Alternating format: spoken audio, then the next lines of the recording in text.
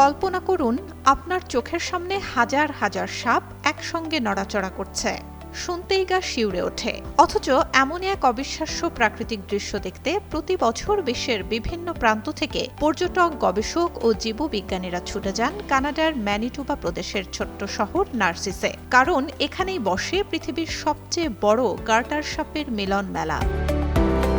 প্রতি বসন্তে, সাধারণত মার্চ থেকে জুনের মধ্যে, দীর্ঘ শীত ঘুম শেষে ভূগর্ভস্থ চুনা পাথরের গুহা থেকে বেরিয়ে আসে লাল ডোরাকাটা ইস্টার্ন গার্টার সাপ। প্রথমে বের হয় পুরুষ সাপগুলো, এরপর স্ত্রী সাপের অপেক্ষায় চারদিকে ছড়িয়ে পড়ে তারা।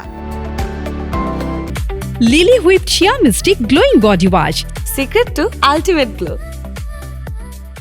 আর স্ত্রী সাপ বের হবার পরই শুরু হয় প্রকৃতির এক বিস্ময়কর আয়োজন। একটি স্ত্রী সাপকে ঘিরে শত শত পুরুষ সাপ একসঙ্গে মিলনের চেষ্টা করে। বিজ্ঞানীরা এই আচরণকে বলেন মেটিং বল। দূর থেকে দেখলে মনে হয় যেন মাটির উপর বিশাল এক জীবন্ত সাপের গোলক গড়িয়ে বেড়াচ্ছে। গবেষকদের তথ্য অনুযায়ী প্রতি বছর এখানে অন্তত ৭৫,০০০ গার্টার সাপ জড়ো হয়। অনুকূল পরিবেশে সেই সংখ্যা প্রায় ১.৫ লাখ পর্যন্ত পৌঁছাতে পারে। এত বিপুল সংখ্যক সাপের একসঙ্গে প্রজনন কার্যক্রম পৃথিবীর আর খুব কম জায়গাতেই দেখা যায়। এই বিরল প্রাকৃতিক ঘটনা শুধু পর্যটকদের কাছেই নয়, বিজ্ঞানীদের কাছেও অত্যন্ত গুরুত্বপূর্ণ।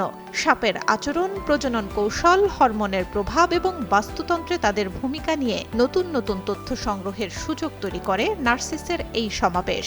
তাই প্রতিবছর বিশ্বের বিভিন্ন দেশের গবেষকেরা এখানে এসে দীর্ঘ সময় ধরে পর্যবেক্ষণ চালান। তবে এক সময় এই প্রাকৃতিক বিস্ময়ে বড় ধরনের হুমকির মুখে পড়েছিল। নার্সিস এলাকার পাশ দিয়ে যাওয়া মহাসড়ক পার হওয়ার সময় অসংখ্য সাপ যানবাহনের চাপায় মারা যেত। পরে পরিবেশবিদ ও বন্যপ্রাণী বিশেষজ্ঞদের উদ্যোগে সড়কের নিচে বিশেষ টানেল এবং দুই পাশে সুরক্ষা বেড়া নির্মাণ করা হয়। ফলে সাপগুলো নিরাপদে চলাচলের সুযোগ পাচ্ছে এবং দুর্ঘটনার হার উল্লেখযোগ্যভাবে কমে গেছে।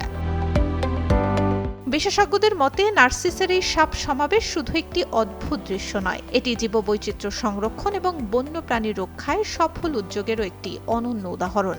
যেই প্রাণীকে মানুষ সবচেয়ে বেশি ভয় পায়, সেই সাপই আজ কানাডার একটি শহরকে বিশ্বজুড়ে পরিচিত করে তুলেছে। আর প্রকৃতি যেন প্রতি বসন্তেই মনে করিয়ে দেয় তার বিস্ময়ের ভান্ডার এখনো ফুরিয়ে যায়নি। সুলতানা সুরমা, যুগান্তর নিউজ।